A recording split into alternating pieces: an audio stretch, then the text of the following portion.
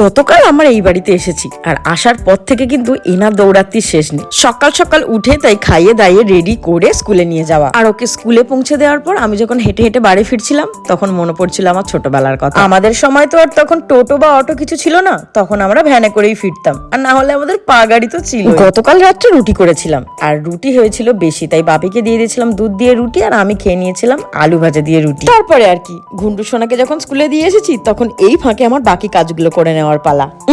এবছর নতুন নয়, প্রতি বছরই এরকম ছাদে গাছ লাগায়, বিশেষ করে শীতকালে তো ফুলের মেলা বসে যাকে বলে।